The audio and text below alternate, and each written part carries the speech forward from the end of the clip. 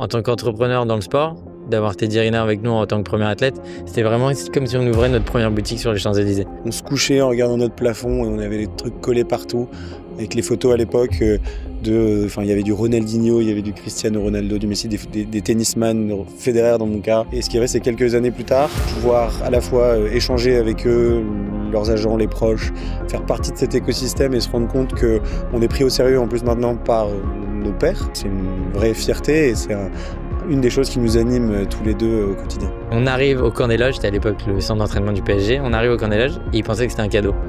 Et en fait, nous, ça faisait 6 mois qu'on travaillait. Et là, 7h, 8h, la team de Qui veut être mon associé qui vient nous voir. Mais je pense que c'est la meilleure décision parce que depuis, ça a complètement changé la perception de notre business. C'est le jour et la nuit entre avant Qui veut être mon associé et après. Pas que grâce à l'émission, mais aussi parce qu'on en a fait. Et nous, on arrive à ce moment-là où il y a la Coupe du Monde dans 1 an aux États-Unis de foot, en même temps les boîtes américaines qui ont envie de faire des choses en Europe autour de ces produits-là. Et donc on est un peu à la croisée d'un moment qui tombe parfaitement pour nous.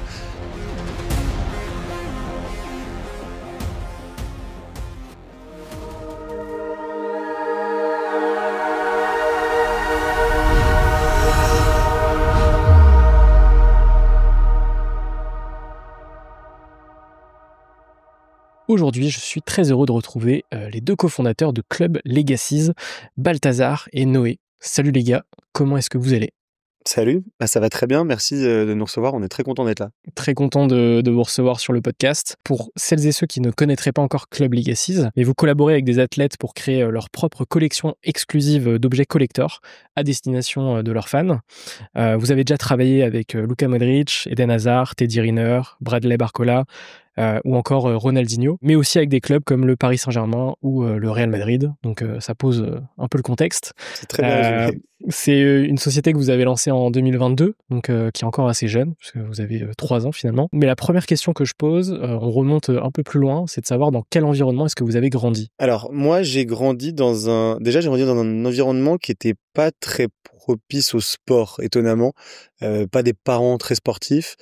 Mais j'ai 3 grands frères et sœurs, donc je suis le plus petit, le dernier de la bande. Eux se sont mis au sport au fil du temps. Et donc surtout l'aîné, le plus grand frère, a commencé à faire du rugby, du sport, du tennis, du foot, etc. Donc nous a mis dans le bain petit à petit. Mais comme ils sont beaucoup plus vieux que moi, j'ai pas grandi avec eux vraiment longtemps. Donc les références de mes parents étaient pas du tout sportives. Donc ce qui est sûr, c'est que ça, en tout cas, la passion pour le sport vient pas de là. Ensuite, moi j'aime dire que j'ai un parcours qui est pas très académique parce que j'ai pas fait d'études si poussées que ça. J'ai lancé ma première boîte quand j'avais 15 ans, qui était un magazine consacré à l'art, parce que j'étais passionné par l'art, le graffiti, le design, la photo, tout ce qui était créativité, création au départ. Donc j'ai créé ce magazine, un magazine papier, on en a fait ensuite un podcast qui a tenu malheureusement que 16 ou 17 épisodes, donc qui est pas allé, qui a pas eu le résultat espéré. Mais le magazine papier en revanche m'a permis de rencontrer énormément de monde, des artistes, des collectionneurs, des galeristes, d'apprendre à faire fonctionner un business, ou plutôt à ne pas faire fonctionner un business, puisque le magazine s'est arrêté au bout de 8 ou 9 ans. Et en même temps, le business de magazine, c'est pas forcément le business le plus simple. C'est pas le business le plus simple, c'est l'édition, c'est l'impression, c'est du papier, c'est de la logistique. Je l'ai lancé quand j'avais 15 ans, donc de mes 15 à 23, 24 ans, c'est le moment en plus où on n'est pas le plus structuré non plus. Malgré ça, on avait une équipe d'une dizaine de personnes, j'avais trouvé des gens pour bosser, des bénévoles, on était financé par des grosses marques. Il y avait des marques du groupe LVMH, des marques d'alcool qui avaient financé le magazine. Donc, c'était quand même un premier pas dans le business et dans le fait de monter des choses. La chose que j'ai jamais lâchée et qui m'a ensuite suivi jusqu'à maintenant. J'ai quand même fait une licence de droit pour rassurer ma mère. Histoire 2, quoi. Ouais, histoire 2 entre les deux. Mais c'est plutôt l'entrepreneuriat qui me caractérise, en tout cas, perso. Et toi, Noé ? Et moi, je réfléchissais là pendant que Balt parlait et je me demandais où est-ce que venait cette passion pour le sport et l'entrepreneuriat qui nous anime tous les deux. Moi, j'ai eu l'équilibre assez parfait, je vais dire, avec mes parents. Mon père était assez fou bon sens pour certains, pour moi par exemple, mais tu vois, c'était le père qui avait un peu le projet Mbappé de manière bienveillante, mais avec moi, donc c'était très compliqué parce que j'étais très loin dans les qualités d'Mbappé. T'es sur le basket au départ et le tennis après, et ma mère était toujours dans l'encouragement, dans le positif. Là, mon père était plus axé sur la compétition, donc l'équilibre était plutôt pas mal, et on s'y retrouvait bien. J'ai été piqué par le sport dès le départ. Mon père était fan de sport, mes deux frères, j'ai grandi dans une fratrie de 3 fans de sport aussi, surtout le grand. Donc ça, c'était vraiment le bon équilibre. Et ensuite, contrairement à Bâle, moi j'ai un parcours assez académique. J'ai fait des études de business classique à l'étranger et ensuite un master en France. Et voilà, sur mon parcours, sur mon enfance. D'un point de vue sport, plus basket et tennis du coup. Exactement, plus okay. Donc projet Victor Wembanyama au départ, on a vu que ça allait pas le faire, et ensuite projet Alcaraz, pareil, ça l'a pas fait. Mais en fait, c'est parce que moi je pense, et le fait d'avoir fait et du sport collectif et du sport individuel, et notamment d'avoir grandi avec, on va en parler, mais des posters partout sur le mur de nos chambres de nos sportifs préférés. Entreprendre dans le sport, c'était un moyen pour moi de rester au contact de ces champions qui m'ont fait rêver en tant qu'enfant.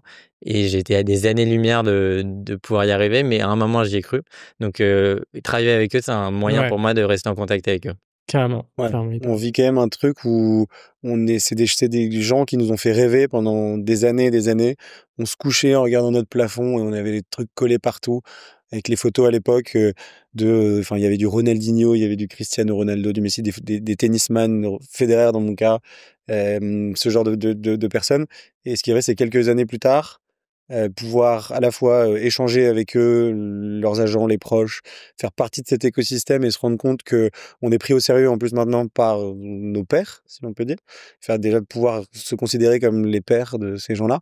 Ce qui est vrai, c'est que c'est une vraie fierté et c'est une des choses qui nous anime tous les deux au quotidien. Comment est-ce que vous avez vécu vos études, même si c'était histoire d'avoir un diplôme pour toi, un peu moins pour toi Noé, vous les avez vécues en mode ok, il faut que je le fasse pour le faire? Est-ce que ça vous a apporté un peu de Moi, choses? c'était un peu ça. En fait, c'était dans la même démarche que Balthazar, mais de manière beaucoup moins. Bal, c'est plus un anarchiste que moi, donc il s'est tout de suite dit, ok, moi les études c'est pas pour moi et je vais pas perdre de temps. Moi, je savais que j'allais entreprendre et je savais que même en faisant, j'ai fait l'IE Madrid du coup et HEC pour citer des écoles, j'aurais pu me diriger vers une autre carrière que celle d'entreprendre dans le sport. Les collectibles en France, c'est très niche. Ouais. Et des produits collector. Mais en fait, je l'ai pas fait pour faire plaisir à mes parents parce que ce serait pas vrai de dire ça, mais je l'ai fait pour trouver un entre-deux en attendant d'avoir l'idée qu'on a eue avec Balt. Donc je me disais, bon, t'as pas l'idée en ce moment, qu'est-ce que tu vas faire des études? Et je l'ai fait de manière, en vrai, très détente. Hein. Je me suis pas tué à tâche, j'ai pas fait de prépa. C'était plutôt un rythme, c'était pas effréné. À Madrid, c'était vraiment cool. Et à Paris, c'était pendant le Covid, donc c'était pas un Ironman. Ouais, moi, j'ai très mal vécu en fait, j'étais très bon élève, collège, lycée. Tout ça se passait très bien. Du coup, ma mère, avec qui je vivais, mes parents sont divorcés, donc je vivais chez ma mère, et elle était extrêmement portée études. Portée, et puis études un peu, pas à l'ancienne, mais elle me disait qu'il fallait faire Sciences Po, qu'il fallait faire ce genre de trucs, tu vois. J'ai le malheur d'avoir 3 frères et sœurs qui ont fait des études de fou. Donc il y a du Sciences Po, il y a du LSI, du Cambridge, t'es là, tu vois, et c'est que des noms communs. Ouais, c'est ça. Tu te bats avec des trucs qui sont un peu compliqués. Donc on n'avait pas du tout le même état d'esprit, mes frères et sœurs et moi, puisque moi du coup première boîte à 15 ans. Donc ce qui est vrai, c'est que j'ai voulu rentrer dans le moule un petit peu tout en continuant de faire mes trucs à côté. Je me suis dit que si je faisais du droit, ça ferait plaisir à ma mère. Je me suis inscrit en droit. On en a ensuite discuté ensemble. Elle m'a dit qu'en fait, elle s'en fichait un peu que je fasse du droit et que le but, c'était que je fasse un truc qui me fasse vraiment kiffer. Mais entre ce que tu imagines et ce qui se passe dans la réalité, il y a une différence. Et donc, moi, je les ai assez mal vécus parce que j'aimais pas du tout ça. Parce que le droit, c'est pas du tout en fait, il faut vraiment vouloir suivre cette voie. C'est extrêmement compliqué. Il y a beaucoup de travail. Ça demande beaucoup d'investissement de la part de la personne si tu veux vraiment réussir. Là où je pensais que ce serait une planque où je pourrais juste faire passer passer les années assez facilement. En fait, ça m'a demandé du temps, ça m'a pris la tête, mentalement aussi. En revanche, j'ai rencontré pas mal de potes, donc je me suis fait très copain de plein de gens. L'un des grands intérêts des études, c'est de se faire des potes. Exactement. En réalité, ça te sert. Parce qu'aujourd'hui, Balthazar en a eu beaucoup plus à viser sur tout ce qui est juridique, administratif avec les athlètes. Et c'est souvent lui qui met le halo là où il faut, là où moi, je vois rien du tout et je peux foncer tête baissée. Ouais, bien sûr, c'est vrai. Quand même, ça te sert. Ça sert. Et en fait, tout ce qu'on fait de toute façon sert. Mais ce qui est vrai, c'est que j'ai regretté pendant un moment d'avoir fait ça parce que je considérais que j'avais perdu du temps. Finalement, pas tant que ça. En plus, j'ai rejoint l'équipe de rugby de la fac dans laquelle j'étais et on a été en finale de championnat de France universitaire. Donc, il s'est quand même passé des trucs cool et c'était sympa. Mais le droit, allez-y que si vous avez envie d'être juriste ou avocat parce que c'est engageant, quoi. Ouais, je pense que c'est un métier passion. C'est un petit passion. Sur les invités de Serial, il y a beaucoup de gens qui ont fait du droit, mais qui ne sont pas restés très longtemps. Ouais. Mais c'est un bon passage. Ouais, c'est un bon passage, mais c'est pas compatible avec. Si t'es vraiment entrepreneur au fond de toi, je crois que ça ne matche pas dans la plupart des cas.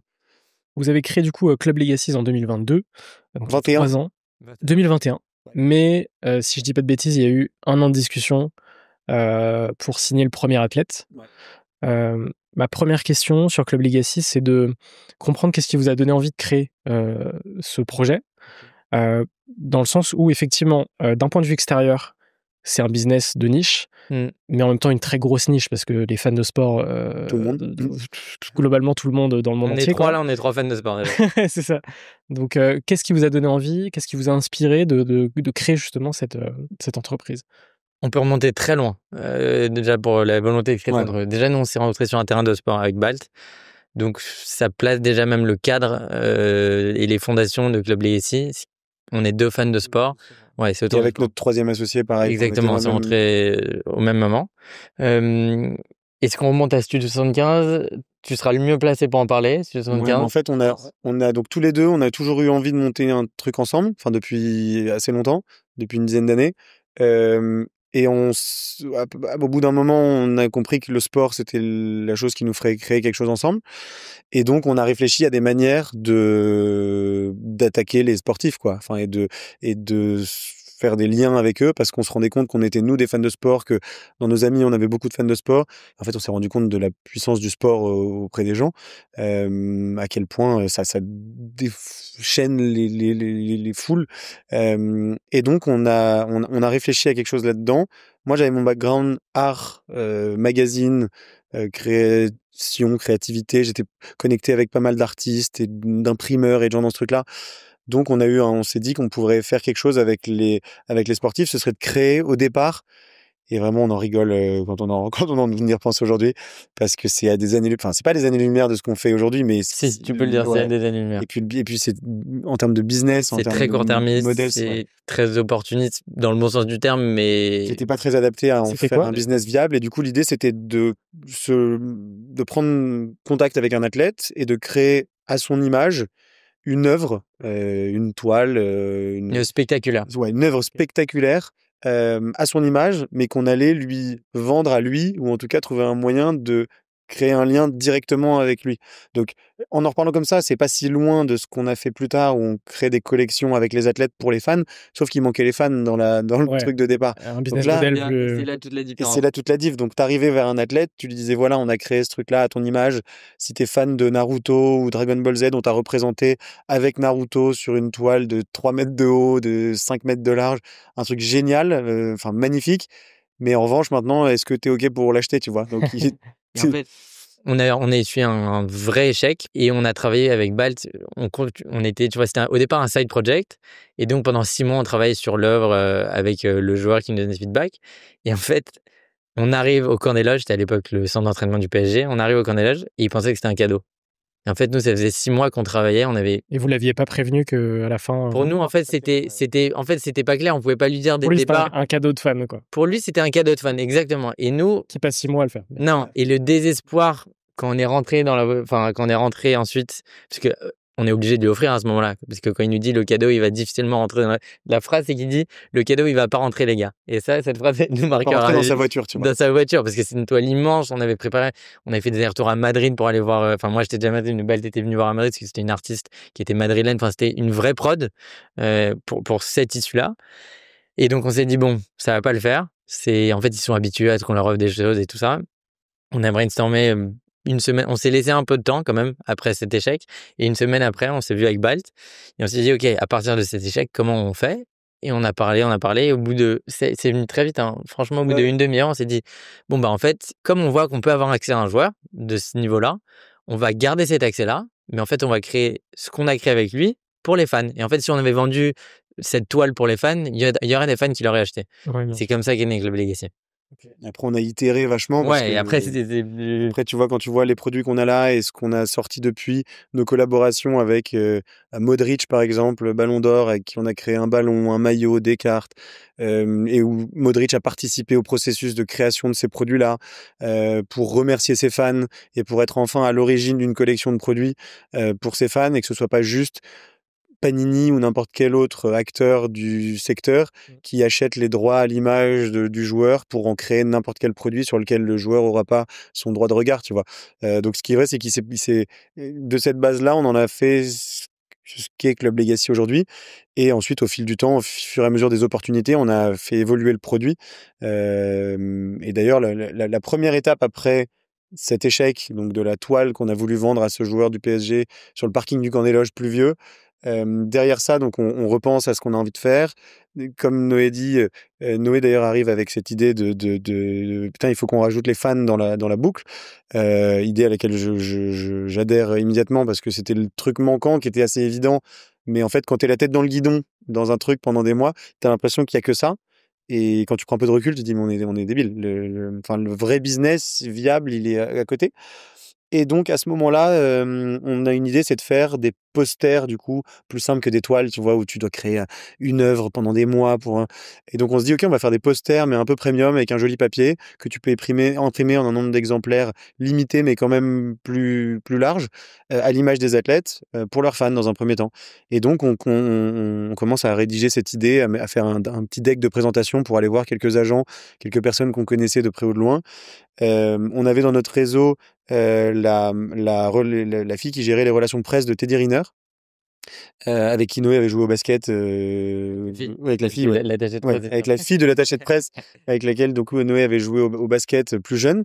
Et donc au bluff, on va la voir avec cette présentation. Et elle nous dit, je pense que ça peut plaire à Teddy, donc go, vous allez lui présenter. Et on va lui présenter. Alors qu'à l'époque, on n'était personne. On n'avait rien. On avait vraiment 3 slides. C'est un contact qu'on a trouvé, mais qui est impliqué de loin, qui est pas le lead le plus qualifié de la Terre non plus. La fille de l'attaché de presse. Et finalement, elle adore le projet. Elle en parle à Teddy. Teddy dit go, je peux les rencontrer. On le rencontre, on lui présente et il adore. Et donc il dit let's go, je suis votre premier athlète Club Legacy.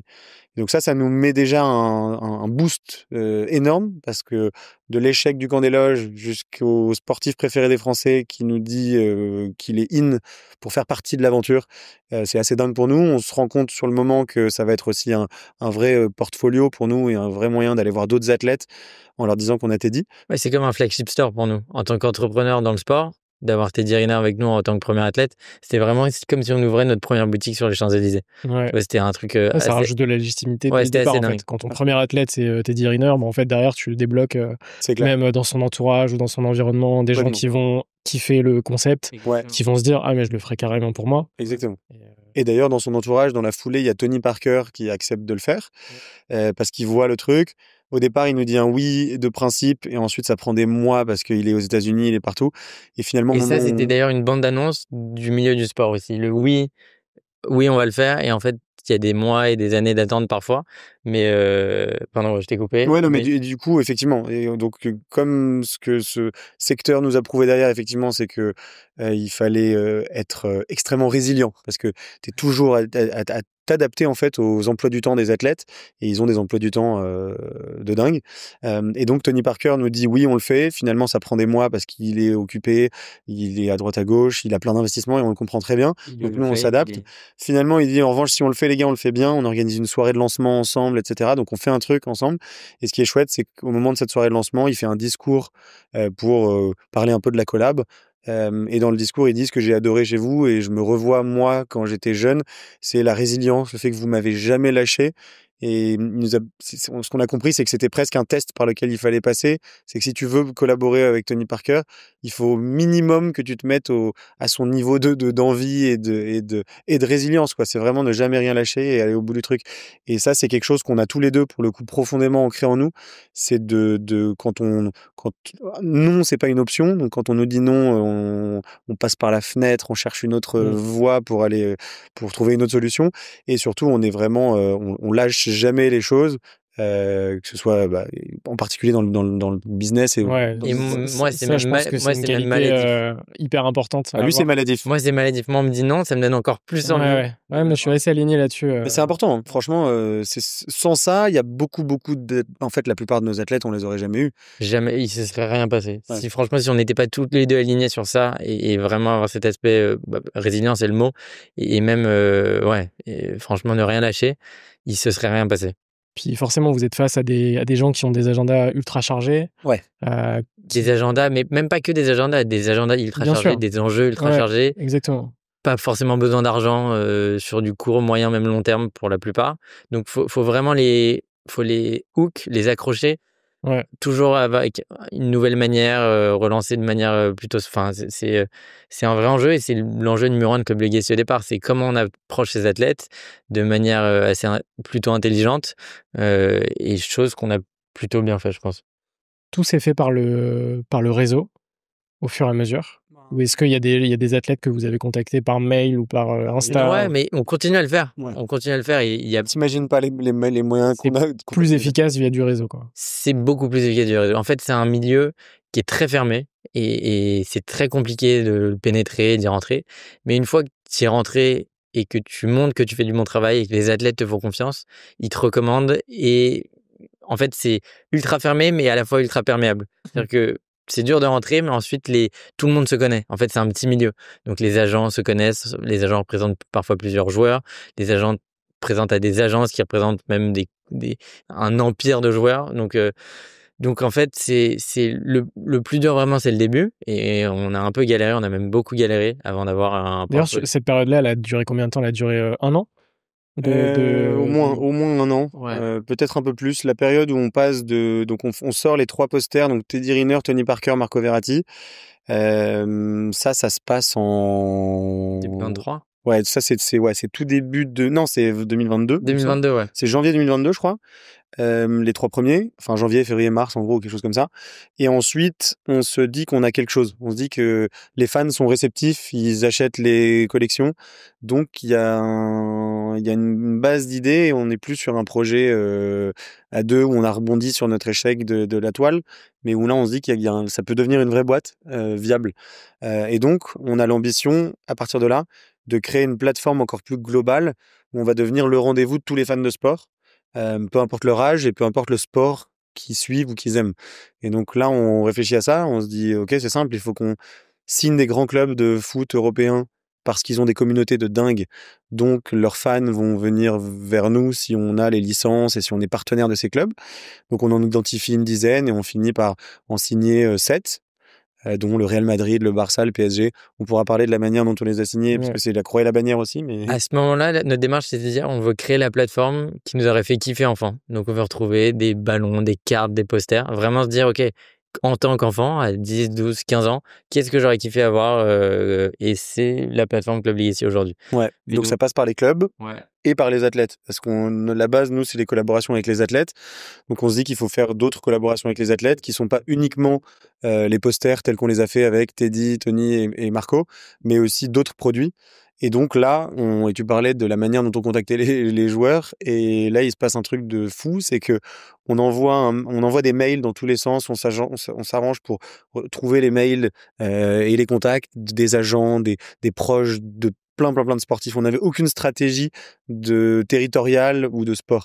Juste, on avait identifié 50 sportifs par ligue ou par sport. Tout ce qui était près ou de loin et parfois très très loin à l'athlète, on contactait et à chaque fois de manière adaptée. C'est-à-dire que si tu contactes le père, tu vas pas avoir le même discours que si tu contactes l'agent, le frère, le cousin, un ami. Donc ça prenait beaucoup de temps, mais en vrai, c'est une partie du business aussi qui est sympathique de réfléchir. C'est comme un puzzle en fait.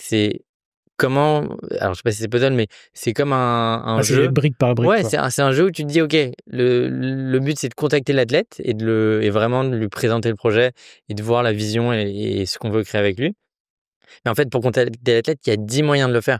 Et si, par exemple, tu vas contacter l'athlète et que c'est son père qui va lui en parler, peut-être qu'il sera pas sensible parce que c'est pas le bon médium, le père, pour l'athlète, pour notre projet.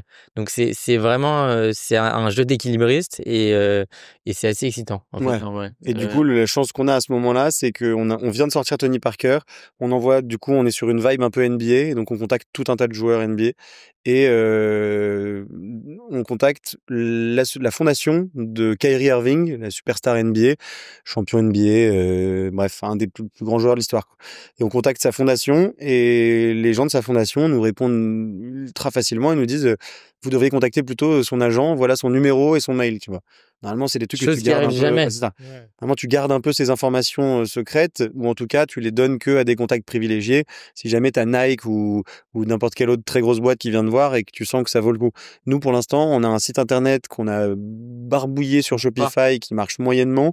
On a 6 posts Instagram, 1000 followers, et on est nous deux, tu vois, avec juste le fait d'avoir fait Tony Parker dans ce cas-là, tu vois. Quelques refs. Ouais. Voilà, qui donne une vraie crédibilité en revanche. Et donc finalement, on contacte l'agent, et l'agent qui est sa belle-mère aujourd'hui, qui est la femme de son père, nous répond pareil au bout de un jour, alors que normalement méga rapide. Alors que tu peux attendre pendant des semaines des réponses d'agents. Et elle nous dit ouais, c'est un truc qui pourrait probablement intéresser Kyrie, on peut faire un call demain, tu vois. Donc en 3 jours de ton premier contact, tu as le call avec cette fille-là, qui a amené ensuite, avec énormément de temps, et on peut en parler, mais qui a amené une de nos plus belles collaborations, qui était du coup notre première collab différente des posters, puisqu'on a créé un ballon de basket en édition limitée avec Kyrie, qu'on a sorti en janvier 2024. Et quand tu te prends du recul, en fait, ça n'a aucun sens, tu vois, genre que ce ballon sorte avec le background qu'on a et À ce moment-là, aujourd'hui, on le sortirait, ouais. ça serait cohérent. Aujourd'hui, quand on a fait si vous Ronaldinho, remontez à 2021 et ce premier échec, entre guillemets, d'affiche géante. quand tu vois Kyrie qui arrive au match de basket de Dallas avec son ballon et qui, en conférence de presse d'après-match, il a son ballon comme ça et qu'on lui pose des questions dessus et qu'il en parle et qui dit c'est Club Legacy avec qui on a fait ça, etc. Et là, tu te dis que c'est un. Et je me souviens, tu l'as vu en direct, toi? Moi, je l'avais vu non, je m'étais réveillé. Je m'étais réveillé dans la nuit, en fait. Okay. Je l'avais eu donc Kyrie arrive au match avec le ballon, etc. Normalement, Noé est plutôt couche-tard, mais pas ce jour-là. Et moi, je m'endors et je dors mal. Je me réveille 1 heure après. Et en fait, là, je vois des notifications dans tous les sens. Vraiment le téléphone qui s'arrête pas. Et un message aussi de l'agent, du coup, de Kyrie, qui nous dit genre job done, quoi. C'est bon, Okay. c'est fait. Tu vois. Et donc là, on va voir. Ouais, moi, je reçois 20 messages WhatsApp de batch. Je pense que si c'était à l'époque de l'IA, j'aurais pu penser qu'il me faisait une blague et que c'était monté à l'IA, tellement c'était surréaliste pour nous. Vraiment, c'était un truc de dingue. En fait, je pense que c'est une des plus belles campagnes marketing, que ce soit Club Legacy ou autre, que j'ai jamais vu parce que elle est de manière tellement organique. Même l'agent n'était pas au courant. C'est-à-dire qu'il l'a fait de manière, c'était même pas une pub. En fait, c'était quelque chose. Et malheureusement, je pense qu'on pourra jamais revivre ça. Ouais. Il est arrivé avec son ballon. Ne jamais dire jamais. Non, mais en fait, ouais, mais c'était la première fois en plus. Même si demain, évidemment. Oui, c'est vrai qu'il y a l'effet première fois. Exactement. Et surtout demain, on pourra suggérer même à Bradley ou à d'autres joueurs de l'équipe de France d'arriver. Même, il y a un petit cérémonial maintenant quand ils arrivent, les joueurs à Clairefontaine. Oui. On pourra leur suggérer de faire ça et on a plein d'idées et on est tous les deux plutôt créatifs. Mais la première fois que ce soit pas du tout contrôlé, pas du tout imaginé, rien pensé, en conférence de presse après une défaite, ils parlent pas de la défaite, ils disent moi je veux pas parler de la défaite, je veux parler de mon ballon. Enfin, c'est surréaliste. Ce que j'aimerais comprendre, c'est typiquement sur Kyrie, c'est quoi le process jusqu'au moment où il montre ce ballon sur un match. Ouais. Justement du premier call à la création du ballon jusqu'à le fait d'avoir ce produit physique. En résumé, entre guillemets, comment est-ce que ça se passe en fait? C'est quoi ce process? Il s'est passé... Ouais, même d'un point de vue du coup droit d'image, etc. Oui, il s'est passé déjà en temporalité dans le cadre de Kyrie, il s'est passé quasiment 2 ans. Enfin, il s'est passé 1 an et demi. Le projet est assez long. 1 an et demi. Et donc, au tout départ, donc on a ce call avec l'agent. Et en fait, ce qu'on pensait, c'est que ce serait le premier call d'une petite série de calls, et ça a été le premier call d'une série de une très longue série de calls. Ouais. Et donc, on a beaucoup échangé avec elle sur à la fois sur qu'est-ce qu'allait être le produit, de quelle manière on allait faire en sorte que Kyrie soit partie prenante dans le processus de création. Parce que lui, c'est un athlète particulier. Il est aussi artiste à côté enfin, il est évidemment artiste sur le terrain, mais à côté de ça, il peint, il fait de la photo, il est très engagé politiquement. Ça lui a valu tout un tas de frasques à un moment qui était assez compliqué pour lui. Mais donc, t'as tous ces éléments-là à prendre en compte quand tu crées une collection avec un gars comme ça. C'est que ça va pas être un athlète qui va juste te dire utilise mon image et fais ce que tu veux. Lui, il veut en faire partie. Et c'est pour ça que le ballon qu'on a créé avec lui, le ballon de basket, c'est un ballon qui est à son image. Il nous a envoyé une toile qu'il a peinte, qui a servi vraiment de base à la création du ballon. Donc c'est extrêmement particulier. Et lui, il a été très engagé dans ce processus-là. Ensuite, on a eu la chance de faire. On l'a jamais rencontré en physique. En revanche, on a eu la chance de faire plusieurs visios avec lui. Au fur et à mesure du process, où il nous disait déjà ce qu'il pensait du projet avant qu'on lance. Ensuite, quand on a fait les premiers visuels à partir de sa peinture, il nous a donné ses retours, qu'est-ce qu'il aimait, qu'est-ce qu'il aimait pas. Et ensuite, à un moment où il nous a validé, il a dit les gars, c'est top, on y va.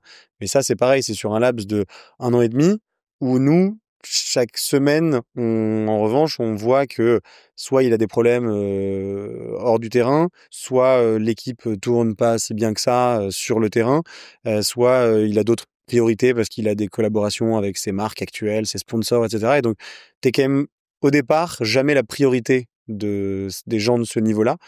Mais en revanche, on l'est devenu, ou en tout cas, il nous a mis au même niveau que Nike à l'époque, Anta aujourd'hui son nouveau sponsor, et d'autres sponsors, en arrivant du coup le jour J avec son ballon. Et pour parler justement de ce jour-là, au départ, on devait nous aller aux États-Unis, faire un photoshoot et annoncer le lancement de la collab, comme on a toujours fait avec tous nos athlètes. Et en fait, la NBA, c'est tellement particulier. Ils jouent tous les 2 jours, 3 jours. Ils jouent 80 matchs dans la saison régulière. Enfin, en fait, ils ont jamais un moment où ils sont vraiment chez eux. Et quand ils l'ont, ils en profitent pour se reposer, tu vois.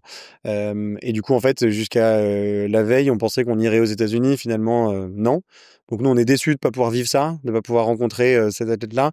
Surtout Noé, qui est fan de basket. Moi, je le suis devenu avec le temps, mais ça fait 3-4 ans que je suis vraiment là où Noé depuis toujours. Et donc, on a cette déception-là qu'on essuie. Et ça, c'est la vie de l'entrepreneuriat, pour le coup. C'est pas la première et ça n'a pas été la dernière déception qu'on a vécue. Peut-être que vous le rencontrerez plus tard. Exactement. Et Bien peut-être sûr, qu'on le et on est rencontrera toujours un en jour. très bon contact Ouais. avec eux. Et On leur parle régulièrement, tu vois. Mais donc, en tout cas, finalement, on n'y va pas. Donc, on a une grosse déception et c'est les montagnes russes, puisque quelques jours après, il y a le match et on a la surprise de voir Kyrie arriver avec son ballon au match, etc. Donc, toujours une compensation. Exact, une très bonne compensation. Franchement, je veux bien être compensé comme ça à chaque fois que je suis déçu, quoi. Ouais, c'était dingue. Et outre les athlètes que vous signez, tu en as parlé tout à l'heure, vous signez aussi des clubs. Tu as parlé de 7 clubs, dont le Real, le Barça, le Paris Saint-Germain. Évidemment, on signe pas un athlète de la même manière qu'on signe un club. Est-ce que vous pouvez me parler justement de la signature, par exemple, au hasard du Real Madrid? Comment est-ce que ça se passe? Parce qu'effectivement, là, on est face à une structure qui est quand même gigantesque. On parle du meilleur club du monde en termes de palmarès.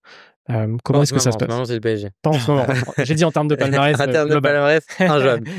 Injouable.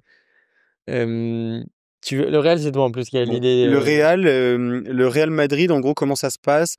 Donc nous, on se dit qu'il faut signer les 7 plus grands clubs, évidemment, enfin les 10 au départ. Le premier qu'on cible, c'est le Real, hein. Franchement, donc on contacte, on cherche des contacts sur LinkedIn, sur leur site, etc. On regarde les fanbases, on se dit que c'est le club qui est le plus suivi, que donc c'est le club qui va avoir le plus d'engagement, qui a les plus grands joueurs. C'est une évidence que s'il faut, c'est le Real.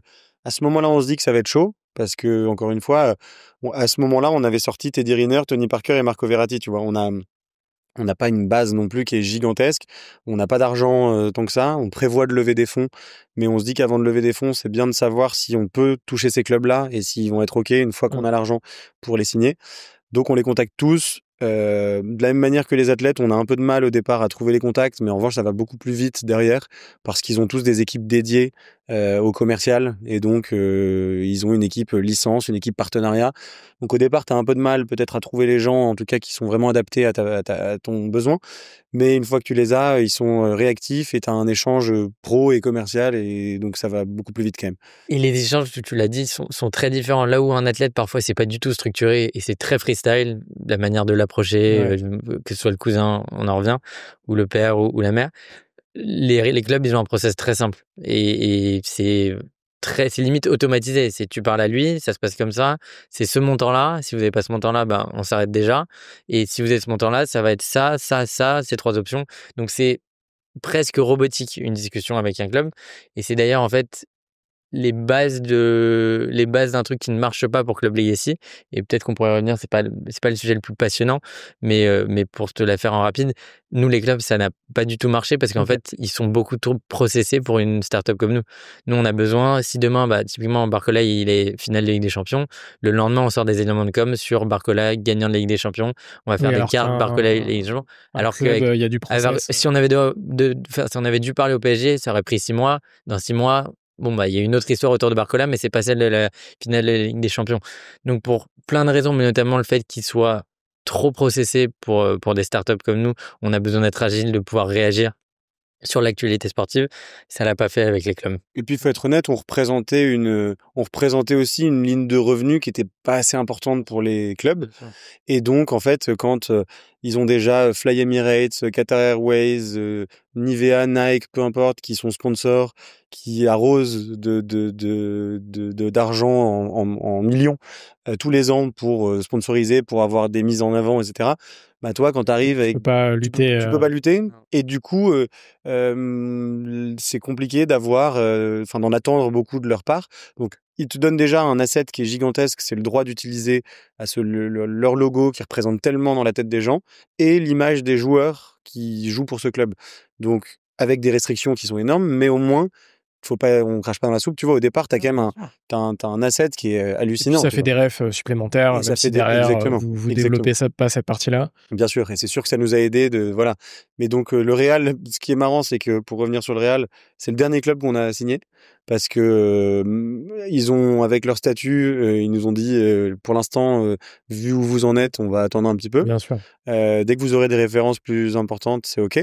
Et donc, en parallèle, on continue nos discussions avec les autres clubs. Le Barça, c'est un des clubs qu'on a signé assez vite. Ils avaient une politique où ils avaient envie de faire des choses avec des jeunes boîtes. Ils avaient envie de développer l'image de la marque. Donc, le Barça, c'est allé assez vite. Le PSG a suivi, Arsenal, Chelsea, Manchester City. Donc, tu vois quand même des très gros noms, le Bayern aussi. Et le Real est arrivé quelques mois après les 6 premiers clubs, une fois qu'on avait des produits qui étaient là, qui étaient satisfaisants pour eux, qu'ils ont pu valider la qualité de ce qu'on faisait, l'offre, notre manière de communiquer, et le fait qu'on allait respecter leur image et qu'on allait la valoriser. Et ça, c'est important pour eux. Ils font pas... ils font rien au hasard, et la raison pour laquelle ils l'ont fait, c'est parce qu'ils ont vu qu'on était à la hauteur. Ouais. Pour revenir sur les athlètes, alors évidemment, on va pas parler de chaque athlète, sinon on va faire 3 heures d'épisode. Ouais, on pourrait. On a une histoire particulière avec chaque athlète, mais chaque storytelling est sympa. J'ai envie de faire un focus quand même sur Luka Modric, puisque forcément, Ballon d'Or, un des meilleurs joueurs du monde. Qui vient de prendre sa retraite, qui vient de partir du Real. Ouais, qui potentiellement devrait signer à Milan. Peut-être. D'ailleurs, son agent, pour la petite sœur, nous avait dit que Luka était fan de Milan. Donc, ok. L'année dernière, il nous avait dit qu'il adorait Milan. Ça rajoute des probas. Ouais. Comment est-ce que ça se passe, sachant que je crois savoir que pour lui, ça a été un process différent. Ouais. Est-ce que vous pouvez me raconter justement comment est-ce que vous avez réussi à signer Luka Modric? Oui, complètement. J'y vais ? Ouais, quand tu nous as... Ouais, Luka, c'est un process vraiment différent parce que c'est venu de lui. En fait, c'est l'agent qui nous a contactés sur LinkedIn, et Balthazar et moi, et qui nous a dit « J'ai vu ce que vous avez fait avec les athlètes, ce serait cool de faire la même chose avec Luka, et on organise ça quand vous voulez, un call pour en parler. » Une semaine après, on a le call avec l'agent. L'agent adore le projet. Il dit qu'il faut qu'il en parle à Luka parce que Luka, il est très créatif sur le terrain, mais il faisait pas trop de deals commerciaux. Enfin, il est moins créatif en dehors du terrain. il fait pas trop de deals commerciaux, il est très concentré sur sa carrière de footballeur et ça a bien payé. Mais donc, quand tu regardes les deals d'endorsement, par exemple, de Ronaldinho ou de Luka Modric, c'est le jour et la nuit. Luka Modric fait très peu de choses, là, Ronaldinho va vraiment faire beaucoup plus de choses. Donc, il nous dit, bon, ce qui est sûr, c'est que ça va pas être facile avec Luka parce qu'il fait pas grand-chose, mais votre projet peut lui parler et ça peut l'intéresser. Et en fait, 24 heures plus tard, il revient vers nous, il nous dit let's go, Luka est chaud, proposer des designs de produits, on valide. Tout a été hyper fluide, franchement. En fait, il y a là où elle est particulière cette collab, c'est qu'il y a normalement dans une collab avec un athlète, même quand ça se passe très bien, il y a toujours des montagnes russes. Il y a toujours un moment où ça va être le roller coaster qui descend et tu vas te prendre une douche froide à un moment. Là, Luka Modric, tout s'est très bien passé de A à Z, du début du process jusqu'à la fin. Il y a eu évidemment le shoot à Madrid où pour nous c'était une des premières rencontres avec un athlète majeur parce qu'on n'avait pas pu. Alors, Tony Parker, Teddy Riner et Marco Verratti qu'on avait fait, c'était top, mais c'était très français et c'était moins exotique pour Balthazar, Gaspard et moi. Là, c'est plus Là worldwide. ouais, là on se dit, là, surtout en tant que, moi j'avais un poster de Modric, je pense que même toi possible. Donc c'était vraiment quelque chose de fort. Et en fait, on s'est rendu compte en le voyant que même un Modric, c'est un mec comme toi et moi, et c'est le mec le plus humble qui existe. Il était adorable, il avait le souci du détail, de bien faire. Il venait nous voir toutes les 5 minutes pour nous demander si c'était bien ce qu'il faisait, les prises. Évidemment, tout ce qu'il faisait était parfait et était très bien. Mais donc voilà, c'était particulier dans la mesure où tout s'est très bien passé de A à Z. Et à quel point vous étiez surpris quand vous avez été contacté? Parce que, entre guillemets, c'était peut-être une des premières fois où c'était dans le sens inverse. C'est-à-dire qu'au lieu que ça soit de vous, c'est carrément l'agent qui vous contacte en vous disant... Complètement. Moi, je me souviens... Alors, c'est quoi? C'était par mail, par téléphone? LinkedIn. Et en fait, au moment, je me suis dit... C'est un scam. Pas long. En fait, je me suis dit... Non, je me suis pas dit c'est un scam, mais je me suis dit, pour connaître un peu ce milieu, autour de Luka Modric, il doit y avoir une vingtaine d'agents intermédiaires. Et donc, si c'est le 19e qui me contacte, le temps qu'il arrive à Luka Modric, il va se passer 10 ans et on sera passé à autre chose. Et en fait, là, c'était l'agent, c'était le numéro 1. C'était le mec le plus proche de Luka Modric. Mais au moment où je reçois le message, moi, ma première pensée, c'est que je me dis, c'est un autre intermédiaire qui me contacte et qui me dit qu'il est très proche de Modric, mais en fait, je suis aussi proche de Modric que lui. Donc, Parce que c'est la difficulté de cet écosystème, c'est qu'il y a vraiment des dizaines et des dizaines de personnes qui se revendiquent être l'agent de tel joueur ou le proche de tel joueur, parce que déjà, tu as des agents sport et des agents images, et ensuite, autour de ça, d'autres personnes qui gravitent et tout ça. Donc, c'est hyper compliqué de faire l'arbitrage parmi qui sont les bons interlocuteurs. La chance qu'on a, c'est qu'au moment où on a levé des fonds, donc on a levé 2 millions d'euros en 2022-2023. Et à ce moment-là, on s'est dit qu'il nous fallait des gens qui étaient dans l'écosystème et qui étaient plus calés que nous. Et donc, on s'est mis en relation avec un agent anglais qui est un ancien agent de joueurs et qui aujourd'hui met en relation des partenaires, des marques avec tout un tas de sportifs, qui est une des personnes les plus respectées dans ce domaine-là, dans ce milieu-là. Qui nous aiguille, qui nous emmène. Et d'ailleurs, pour parler de la résilience, l'histoire avec ce mec-là, elle est assez génial. C'est quand on monte le projet, il y a un proche de Bâle qui connaît, qui travaille déjà un peu dans le sport, qui nous dit si vous voulez monter un truc vraiment huge dans le sport et dans le sport worldwide, dans le monde entier, c'est ce mec-là qu'il faut contacter. Mais bon, contactez-le, je vous donne son mail. Il va pas vous répondre, mais tentez-le au bluff, on sait jamais. Et en fait, on lui envoie un mail et il nous répond très rapidement la première fois. Il nous dit ouais, pas de problème, ça a l'air sympa ce que vous faites, on peut faire un call. Donc nous, on était comme des dingues parce qu'on se disait vraiment, on a chopé, on a chopé le monstre du Loch Ness là. Et donc, je me souviens, c'était tout début d'été. Moi, j'étais déjà parti, j'étais rentré pour qu'on soit ensemble pendant le call et qu'on soit bien setup, qu'on soit bien ensemble, pas de connexion pourrie. Vraiment, on voulait le sécure ce call. Il se présente pas, il vient pas au call. Je crois qu'il met 3 jours à nous renvoyer un mail après le call pour nous dire je suis désolé gars, j'avais zappé. On se recale un call, il nous donne une date. Je te la fais rapide, il se présente pas au call. Et il nous dit bon, désolé là vraiment, on se remet là une autre date, je crois que c'était à la fin de l'été, mais donc non, c'était à la rentrée, donc 2 mois après. Et là, c'est bon, on va le faire. Et avec Bâle, on se dit bon, on va pas attendre de faire le call toute notre vie. Il habite à Londres et c'était un petit gamble, un petit pari à l'époque parce que on n'avait pas d'argent, donc fallait aller à Londres, c'était un petit process. Mais en fait, 1 heure avant le call, on était avec Balt et on lui dit, on est devant chez toi, donc le call. Tu peux plus nous le faire, là. Il était pas chez lui, il était au bureau, donc il a dit, on se retrouve entre les deux, mais on était obligé de se. Ouais, puis je pense qu'il a apprécié l'audace. Je pense que c'est pour ça qu'il nous a rejoint. Franchement, Okay, et donc il est avec nous au quotidien. Sans lui, ce serait très compliqué de naviguer entre les vrais agents, les faux agents. C'est un peu comme à l'époque du confinement, les mecs qui disaient je connais le cousin de la femme du premier secrétaire d'État qui m'a dit que le confinement arrivait. Nous, c'est ça toute la journée. C'est je connais le cousin du frère, je peux vous mettre en contact. Et en fait, tu t'en sors pas. Et grâce à Jamie, franchement, il pilote bien cette partie de OK, lui, il est sérieux, lui, il est pas sérieux, lui, allez-y. Et ça nous aide. Donc ouais, c'est une belle histoire et en même temps, c'est de l'audace et c'est une opportunité que vous avez su saisir. Ouais, c'est un peu le fil conducteur de notre parcours à Benjamin. En même temps, c'est le jeu de l'entrepreneuriat. Ouais, audace, c'est vraiment le mot. C'est qu'on est assez audacieux tous les deux et même notre troisième aussi, Gaspard, l'est aussi. Dans son registre à lui, mais ouais, c'est pour le coup, c'est l'audace. En fait, les gens nous attendent pas et personne. Et les gens globalement n'attendent personne. Les gens tant que t'as rien prouvé, entre guillemets. Exactement. Je trouve que les entrepreneurs, avant de créer un premier projet, entre guillemets, t'as souvent ce truc, mais qu'est-ce que les gens vont penser de mon projet, etc. Et en fait, la réponse, c'est que les gens s'en foutent. Complètement. Et ils s'y intéressent à partir du moment où ça a réussi, ça fonctionne, etc. Mais avant ça, t'as zéro pression. Nous, au départ, les seuls supporters, c'était nos familles et nos copains, Max, Raph, Corto pour les cités Olive. Mais sinon, personne nous attendait, personne ne regardait. Et d'ailleurs, nos copains et nos amis nous achetaient gentiment. Aujourd'hui, Dieu merci, il y en a certains qui aiment bien nos produits, donc ils les achètent. Mais ils les achètent pas pour nous faire plaisir, ils les achètent parce qu'ils kiffent la nouvelle collab, la nouvelle carte. Mais au départ, vraiment, on nous achetait, c'était que du soutien. C'était une cagnotte litchi. On va forcément parler de Qui veut être mon associé, parce que vous étiez dans Qui veut être mon associé en février dernier. Enfin, du moins votre passage à la télé. J'aimerais comprendre un peu comment est-ce que vous avez eu cette opportunité, comment est-ce que vous l'avez préparée, comment ça s'est déroulé, enfin un peu toutes ces questions-là. Ok, j'y vais. Ouais, vas-y. Carrément. Qui veut être mon associé? Alors c'est vraiment une aventure particulière et extraordinaire.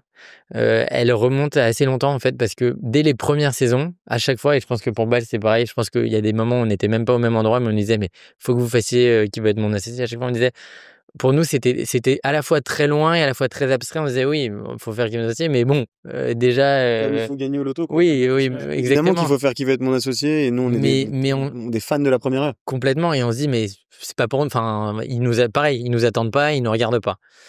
Et en fait, du coup, le projet Club Legacy commence à être de plus en plus sérieux. Et l'année dernière, dans une réunion avec Gaspard et Balt, on en parle tous les trois. Je crois qu'on avait vu, je crois que c'est moi qui avais vu un post LinkedIn, qu'ils ouvraient les candidatures. Donc on en parle et on se dit, on peut postuler, on sait jamais, pourquoi pas. Mais on se dit, on va postuler comme les 6000 boîtes en France qui postulent et ce sera pas nous plus qu'une autre. Donc on postule, mais bon, on va le faire.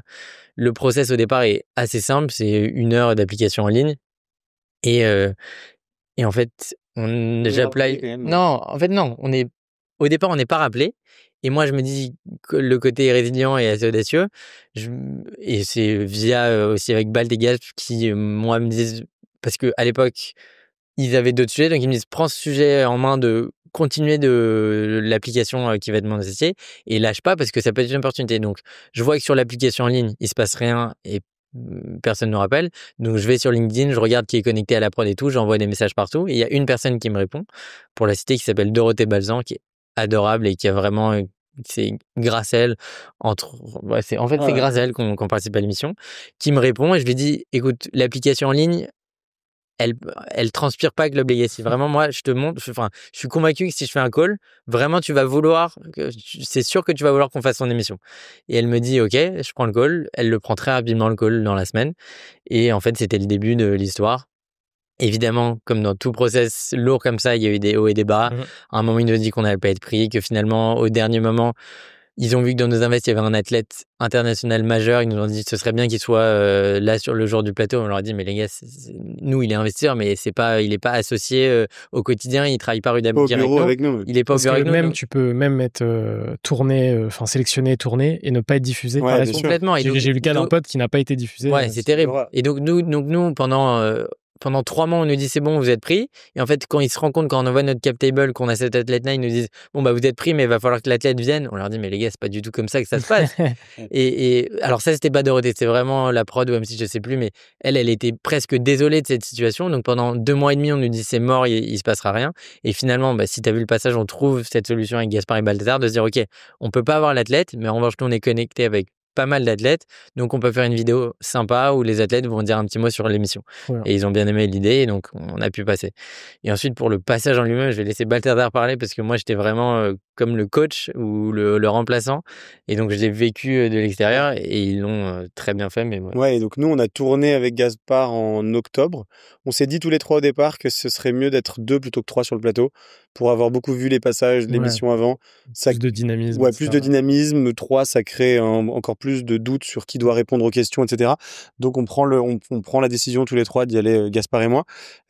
Aussi parce que nous, on avait fait des exercices comme ça précédemment. Et ils étaient meilleurs. On était bien dans cet exercice. Et en fait, l'entrepreneuriat, c'est un sport d'équipe. Non, mais c'est un sport d'équipe. Et donc, si disons que là, qui va demander, c'était un rôle d'attaquant, bon, bah, Gaspard et Balthazar sont bien meilleurs attaquants que moi. Et moi, je suis bon au milieu ou en défense ou au gardien, mais attaquant, c'est pas mon truc. Et donc, ouais, ils y sont allés. Et en plus, j'articule très mal. Je sais pas si on va le voir pendant le podcast, j'espère pas. Mais donc, on n'aurait rien compris, ça aurait été une catastrophe. Et du coup, on arrive, donc on fait le tournage. Alors, on se prépare avec Gaspard et avec nous, on prépare notre pitch. L'équipe de Qui veut être mon associé nous aide à écrire des choses qui soient percutantes et qui parlent aux gens. Faut dire que mon père a aidé parce que sinon il va être très vexé. Ouais, c'est Sur vrai. le pitch un peu, il a un peu aidé, pas énorme, on a pris pas mal de conseils du père de trucs. Noé qui est habitué de ce genre d'exercice-là et donc il nous a pas mal très fort pour qui le nous coup. a coaché, qui coach des entreprises et tout ça, donc effectivement. Et en fait, le média training, c'est un vrai sujet. Exactement. Et ça s'improvise pas. Voilà. et donc effectivement, on a fait des sessions de média training avec le père Noé, on a fait des sessions de média training avec l'équipe de Qui veut être mon associé et nous, on a, et je pense que ça se ressent dans le podcast là, on a le petit écueil qu'on fait, c'est qu'on utilise pas mal d'anglicismes parce qu'on fait beaucoup de calls, d'appels en anglais avec des joueurs. Et en même temps, c'est normal, que ce soit dans le marketing, dans l'entrepreneuriat, etc. C'est beaucoup d'étrangers quand même. Tu vois, on parle tous les jours à des agents anglais. C'est vrai que quand t'es pas dedans, bah, ça peut saouler les gens, surtout en France. Très agaçant. Moi, si j'écoutais notre podcast, je pense que moi, j'ai envie de me baffer. Ça peut être agaçant, mais c'est pas une volonté et c'est pas on n'est pas formaté genre école de commerce ou quoi. C'est juste que la vérité, c'est qu'il y a plein de termes qui sont anglais et que les agents, les joueurs et tout ça avec lesquels on collabore, c'est quasiment tous des étrangers. Donc au quotidien, on parle plus anglais que français. Et donc dans notre pitch au départ, il y a quelques anglicismes, il y a quelques phrases où on a l'impression que c'est clair alors que ça l'est pas du tout ou que ça l'est pour nous. Et donc on se fait entraîner et pendant ces entraînements, bah on simplifie vachement le pitch. On fait quelque chose qui parle à la cible M6, qui est une cible super grand public, etc. Et donc on simplifie ce truc-là. On a quelque chose qui fonctionne plutôt bien. On finit de s'entraîner le vendredi, on passait le lundi matin. Ils nous font arriver à 6h30 ou 7h du matin à Saint-Denis pour tourner. Ouais, franchement, c'était dur. C'était dur. T'arrives très tôt, t'es stressé, t'as pas dormi de la nuit parce que tu sais que le lendemain, t'as le passage. En tout cas, moi, personnellement, je stresse beaucoup avant. Ensuite, quand on arrive au moment, tout se passe très bien, tu vois. Mais avant, du coup, Oui, t'as hâte que ça se passe, quoi. T'as hâte et t'as vraiment envie que ce soit terminé, qu'on n'en parle plus. Ouais, t'as envie de rentrer dedans, quoi. Et donc, bon, on arrive le matin très tôt. Et là, 7h, 8h, la team de Qui veut être mon associé qui vient nous voir et qui nous dit Gaspard, Balthazar, on vous met dans une pièce là, garde à vue presque, et on vous fait un test grandeur nature, enfin live, c'est-à-dire alors faites-nous votre pitch. Premier truc, on vient d'arriver, on n'a pas encore bu un verre d'eau ou un café. Il fait très froid. Il fait très froid. C'est un détail, mais c'est important. Parce que... pour se réchauffer les muscles, quand on arrive. T'es un peu tendu, quoi. Ouais, t'es très tendu. Et donc on fait un pitch qui est catastrophique à ce moment-là. Alors que tout était bien avant ça, mais dans l'énergie et dans ce qu'on disait, on était naze. Mais catastrophique, mais pour les voir et pour les avoir suivis de A à Z, catastrophique, mais à ce moment-là, je sais même pas comment ils font pour parler tellement tout est réuni, et c'est en fait c'est fait exprès de la part de la prod. Ouais. C'est qu'ils te prennent, c'est limite s'ils te poussent pas devant eux. Enfin, c'est le pire contexte pour que derrière. Le pire contexte. Donc à leur place, je pense que j'aurais pas pu articuler un mot. Donc on est vraiment pris de court. Là, ce passage-là, ça se passe pas devant les investisseurs, c'est devant les coachs, etc. Parce que les investisseurs nous découvrent vraiment au moment où on passe en plateau. Donc ce moment-là se passe très mal. Et en même temps, il est formateur parce qu'on se rend compte qu'on a encore du chemin à faire. La chance qu'on a, c'est que notre tournage, il est 2 ou 3 heures plus tard. Ils nous font venir tôt, mais c'est aussi pour qu'on ait le temps de retaffer derrière. Et donc, on prend tous leurs retours sur l'énergie, sur la manière de nous comporter, d'utiliser nos mains, qu'est-ce qu'on fait pendant que l'autre parle, comment on réagit, est-ce qu'on le regarde, etc.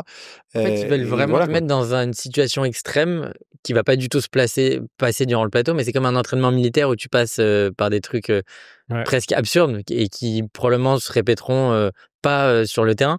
Mais là, c'est vraiment le cas. Et en réalité, ouais, 2 heures plus tard, donc on passe en plateau. Évidemment, le stress continue de monter jusqu'à ce moment-là. On fait le maquillage, le truc, etc., où ça permet un peu de tchatcher avec les gens, les équipes, et donc de se détendre. Et puis, au moment où il faut y aller. On entre sur le plateau. Alors, avant ça, il y a on scénarise un peu ton entrée sur le plateau parce qu'il faut des images, parce que c'est la télé et que c'est cool et que ça fait partie du truc.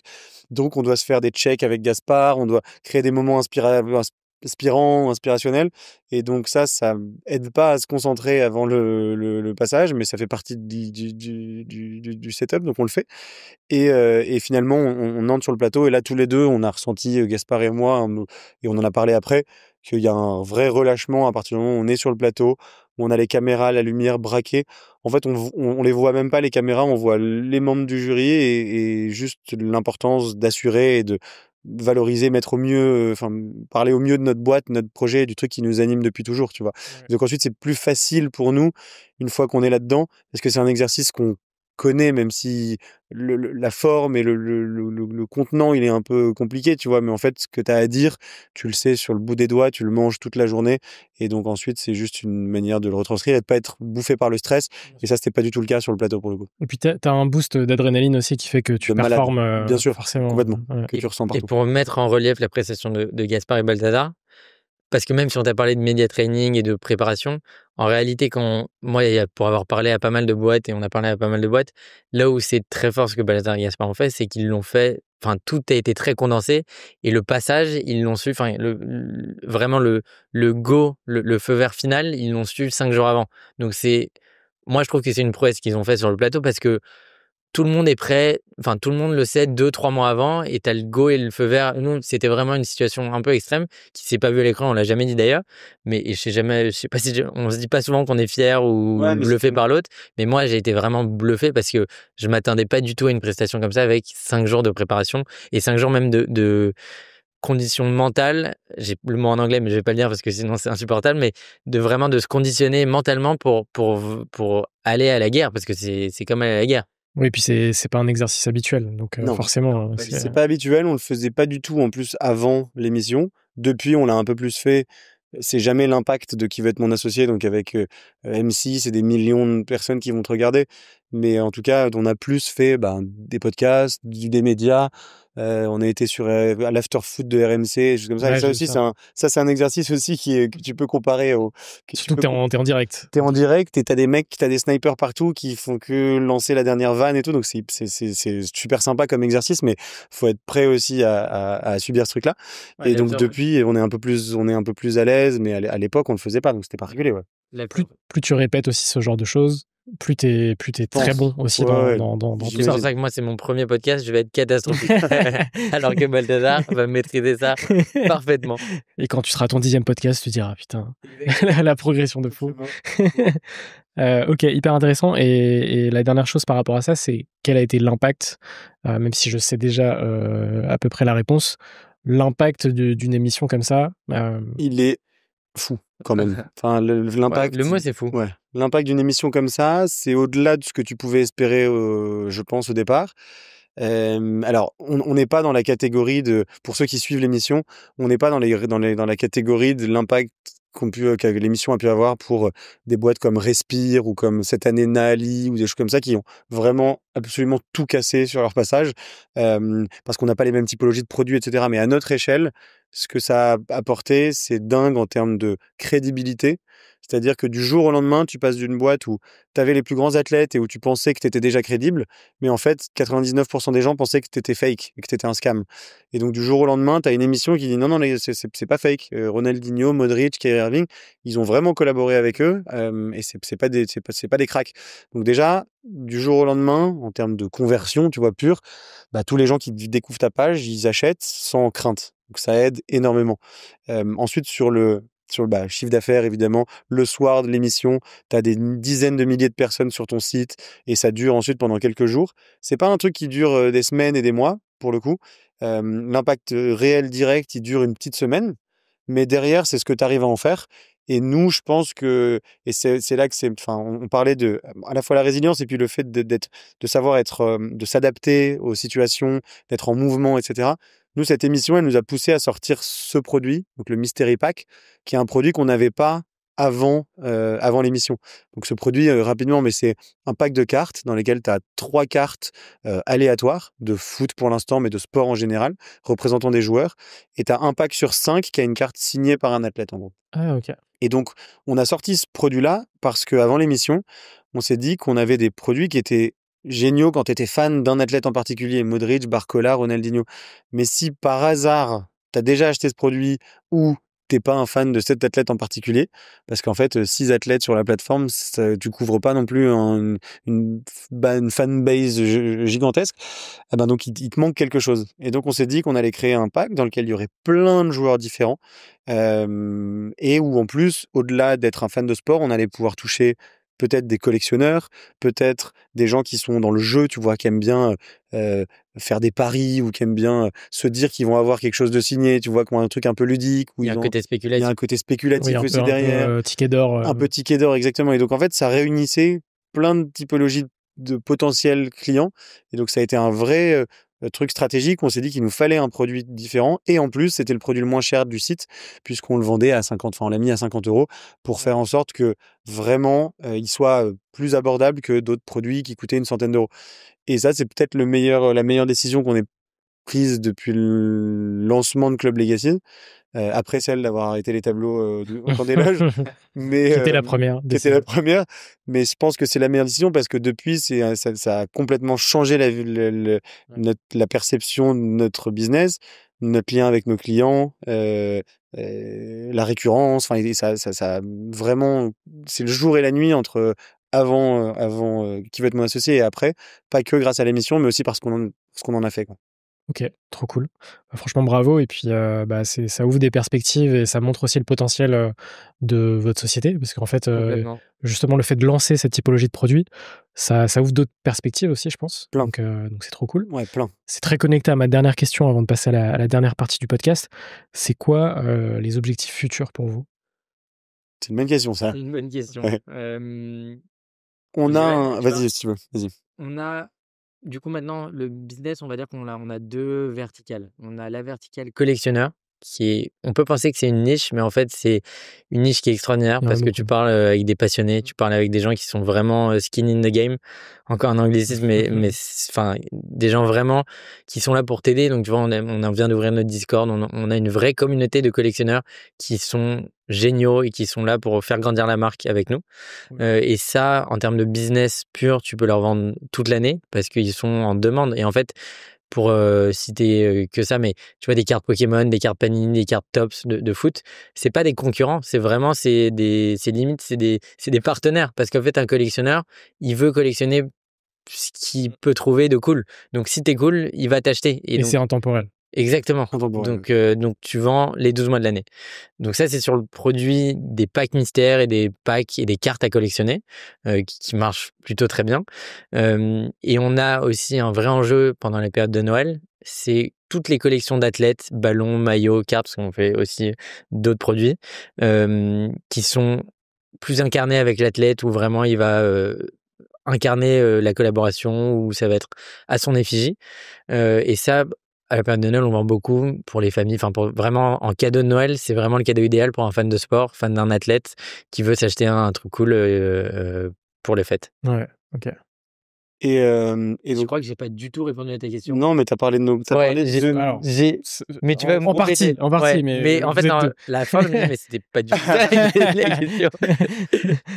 et du coup, sur soit nos objectifs ou notre vision, ou la stratégie de la boîte et où est-ce qu'on veut l'amener, qu'est-ce qu'on va en faire. Donc là, là où ça complète là où ce que dit Noé est une très bonne intro, c'est que donc maintenant on est capable d'identifier vraiment qui sont nos clients. Et donc on a un product market fit, on a une boîte où on sait ce qui fonctionne et ce qu'il faut faire pour que ça perdure dans le temps. Et ce qui est assez génial, c'est que surtout, comme tu l'as dit tout à l'heure, ça ouvre des perspectives qui sont gigantesques avec, donc au fil du temps, les packs mystères, de manière saisonnière, les autres collections, la Coupe du Monde aux États-Unis, Coupe du Monde de foot qui arrive en 2026, où il y a vraiment une place très importante à prendre dans ce marché-là. Avec, en fait, ce qui est assez amusant, c'est que il y a les grosses boîtes américaines. La plus grosse, c'est Fanatics, qui est qui est le leader du merchandising de sport et en fait qui va devenir le leader aussi de l'entertainment autour du sport en général. Et donc eux, Fanatics possède le leader de la carte à collectionner dans le monde qui s'appelle Topps, qui est qui est un acteur qui a 50 ans, 80 ans, qui fait ça depuis toujours et qui a fait 1,5 milliard de chiffre d'affaires l'année dernière, alors que c'est une boîte qui est quasiment exclusivement américaine. Enfin, c'est un truc qui est vraiment le marché est hyper important. Et eux ont de plus en plus envie d'évangéliser l'Europe à ces sujets-là, de la collection, des cartes, des objets créés par les athlètes ou à l'image des clubs, etc. Parce qu'aux États-Unis, c'est un marché qui est énorme et que l'Europe, faut pas oublier que tous les pays d'Europe, c'est plus d'habitants que les États-Unis. Donc, ils ont au moins un marché de la même taille à conquérir ici. Et nous, on arrive à ce moment-là où il y a la Coupe du Monde dans 1 an aux États-Unis de foot, donc le football va devenir très gros aux États-Unis. En même temps, les boîtes américaines qui ont envie de faire des choses en Europe autour de ces produits-là. Et donc, on est un peu à la croisée d'un moment qui tombe parfaitement pour nous. Donc, l'ambition, du coup, elle est démesurée parce qu'on sait qu'on peut devenir un des leaders de ce marché-là en Europe. Et comme disait Noé, c'est plus des partenaires que des compétiteurs parce que, évidemment, on peut pas lutter contre ces boîtes-là qui pèsent plusieurs milliards. En revanche, on le voit au fil des discussions. Il y a du terrain à prendre. Il y a énormément de terrain. Un terrain dans lequel les gens peuvent acheter toutes les marques. Donc, en plus, chacun peut grandir ensemble. Et une opportunité qui est dingue.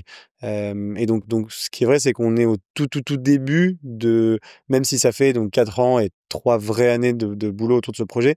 Là, ce qu'on voit, c'est que les perspectives, elles sont encore plus grandes que ce qu'on avait en tête au départ. Et c'est hyper excitant.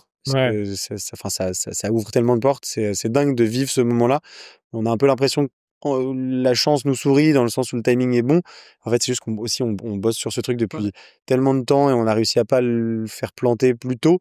Et donc, on a la chance de pouvoir vivre là maintenant. Les très très gros, les très beaux events. À venir, exactement. Prochainement, quoi. Et ça, c'est ce qui nous donne tellement envie de faire de choses. Ouais, ok, trop cool. On va pouvoir passer à la dernière partie du podcast avec quelques petites questions rapides. Évidemment. Là. Évidemment, la particularité du podcast, c'est que vous avez eu le temps d'y répondre, évidemment. La première, c'est qu'est-ce que vous faites pour aller mieux? Du sport. Ouais, du sport. Du sport, tous les deux. C'est quoi votre plus grand rêve? Moi, c'était que le PSG gagne la Ligue des Champions, donc non. C'est bon. Mon plus grand rêve, si t'as la réponse, vas-y. C'est lié au business ou pas forcément. De manière générale? Non, de manière générale. Être heureux en bonne santé jusqu'à 120 ans. Ouais. Non, moi je vais répondre par rapport à vraiment créer la plateforme que le petit Noé aurait rêvé d'avoir. Ouais. Et on n'est pas loin. Chaque jour, je me dis, faut mettre ça en plus pour que le petit Noé de 8, 10, 12 ans, il soit fier. Work in progress. Exactement. Encore en anglicisme. Ouais, mais carrément. On en est au début, mais on va le faire. Hein. Ouais. C'est quoi votre plus grande peur? Raté, enfin l'échec. Okay. Ouais, c'est pas mal. C'est quoi le dernier film ou la dernière série qui vous a marqué? C'est lié à notre dernière réponse. Moi, c'est We Crash. le biopic de Adam Newman. Incroyable, avec Jared Leto. Ouais, ça c'est très très bien. Je l'ai trouvé extra. M'a mis une grosse claque. Et lié au sport, The Last Dance sur Michael Jordan et toute l'épopée des Bulls. Moi j'ai regardé ça du coup au moment où je commençais à découvrir le basket, en tout cas à m'y intéresser. Et ça m'a mis une belle claque sur l'impact de Jordan et de ce qu'il est devenu pour le grand public. Dans le sport, mais pas dans que. Le sport et pas que. Mais pas que, clairement. Tu vois dans nos réponses qu'il n'y a pas de hasard. Hein. Club Legacy, entrepreneuriat, sport. Vraiment, il y a. Tout me paraît assez connecté. Ouais, c'est cohérent. Y a-t-il une question que vous auriez aimé que je vous pose, mais que je ne vous ai pas posée? Non. Si on n'a pas, on la saute. Je crois pas, moi. Dernier livre business. Votre romancier préféré? Vous lisez beaucoup? Non, pas assez. Pas assez pour ma mère. Okay. Mais pas assez de manière générale. Okay. Pas assez, mais on essaye. Toi, plus que moi. Ouais, moi un peu plus. Et Gaspard... Alors si, pardon. Moi, j'aurais bien aimé que tu me poses une question sur Gaspard, qui est le troisième associé.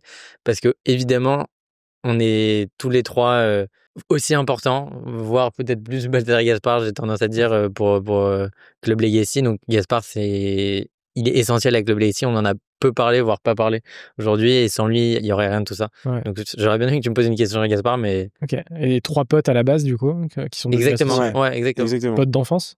Plus de 10 ans, quoi. Trop bien. Est-ce que vous avez un entrepreneur ou une entrepreneur à me conseiller pour un futur épisode? Ah ouais, carrément. J'en ai plein, mais en ressortir t'es obligé d'en choisir un. Moi, mon frère qui a des restaurants, qui a des restaurants à Paris. Ça s'appelle comment? Et les restaurants s'appellent, il y a Paris Boca, il y a Pin Pan. C'est des restos au départ argentins, puisque lui est un malade de l'Argentine. Il a au départ aucun lien avec l'Argentine. Il est allé vivre quelques mois là-bas.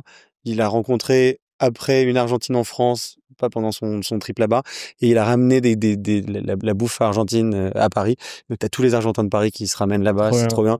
Et c'est un super entrepreneur qui a pas du tout fait ça toute sa vie.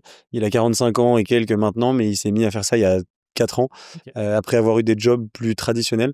Donc je suis très admiratif du fait qu'il ait pris le risque de le faire à un moment où c'était 1000 fois plus risqué que nous à 20 ans quand on a lancé notre truc. Ok, merci pour la recours. Et moi, je vais pas être très original, mais je vais dire soit mon père, qui a un parcours, je trouve... C'est une histoire de famille. Ouais, extraordinaire, inspirant. C'est lui, enfin, du coup, dans l'entrepreneuriat, c'est lui qui a monté InfoSport, la première chaîne d'info sportive en France et même en Europe. C'était un peu leur modèle américain qu'il a ramené en Europe. Donc vraiment, ce serait très intéressant. Ou, alors un peu plus niche, mais je trouve que c'est aussi intéressant, mon frère, qui vient de monter, donc c'est le début, mais c'est un angle assez particulier. Il est devenu agent de basketteur. Et donc, il y a pas mal d'interviews d'agents de footballeurs et en fait tu te rends compte que donc c'est très niche mais dans le basket il y a vraiment des particularités et des spécificités qui sont hyper intéressantes. Donc c'est pas très original, mais je te dirais c'est deux entrepreneurs et évidemment ces deux m'inspirent moi au quotidien, donc forcément comme ils sont proches évidemment. Ok, je note ces recos. Et on peut te donner les contacts parce qu'on peut te contacter facilement. J'ai pas de doute là-dessus. Il est là, il est dehors. Il est derrière la porte. Dernière question que je pose sur la totalité de mes épisodes, c'est quoi pour vous une ou un entrepreneur? C'est quelqu'un qui fait des choses. Que ce soit n'importe quoi. Mais vraiment quelqu'un qui, pour moi, entreprendre, c'est vraiment faire des choses. Ouais, c'est quelqu'un qui n'a pas peur de se lancer, qui n'a pas peur de l'échec, typiquement. Ou en tout cas, s'il en a peur, qui le met de côté, le temps de faire des choses. Ouais, mais en tout cas, quand il en a peur, même s'il en a peur au fond de lui. Oui, c'est normal d'avoir peur. Bien sûr. Et il a juste pas, il le met de côté le temps le plus long possible. Mais ouais, c'est vraiment pas avoir peur de se jeter dans le vide. Pas que ce soit un blocage, la peur. Exactement. Mais ça existe toujours. Personne n'a pas peur. Non, c'est impossible. Ou alors c'est des gens qui mentent, généralement. Et toi, pour toi, c'est quoi un entrepreneur? Oh, moi, j'ai donné trop de réponses. C'est vrai? Plus de 160 épisodes, pour moi, il y a plein de définitions, tu vois. C'est tout l'intérêt, tu vois, des épisodes. C'est que en plus de 170, 180 rencontres, à chaque fois, la réponse est différente. Ça doit être extra. Ouais, je pense qu'il y a dans tous les cas, il y a de la résilience, il y a de la détermination, il y a des décisions à prendre qui sont parfois pas faciles. Et c'est généralement un choix de vie, quand même, où tu fais beaucoup de sacrifices. Donc, je pense que c'est un combiné de tout ça, tu vois, et combiné à vos réponses aussi. Merci à tous les deux pour cet épisode. J'espère que ça vous a plu. Ouais, c'était extra. Super exercice. Le temps long comme ça, c'est vraiment... Je pense que c'est important de prendre le temps de dire les choses, tout simplement. On mettra vos liens en description. Qu'est-ce que je peux vous souhaiter pour la suite? Un maximum de kiff? Un maximum de kiff, la santé, parce que le reste, on va essayer de le gérer. Un socle important. Ouais, socle important et hyper important quand même, parce qu'on entend des histoires autour de nous de trucs qui font pas, qui font flipper ces derniers mois. Donc ça, et après tout le reste, c'est pas que c'est accessoire, mais en tout cas on a de l'impact dessus, donc on va pouvoir, on va s'en sortir. Super. Merci à tous les deux. Bien. Merci à toi. Salut, ciao. Ciao.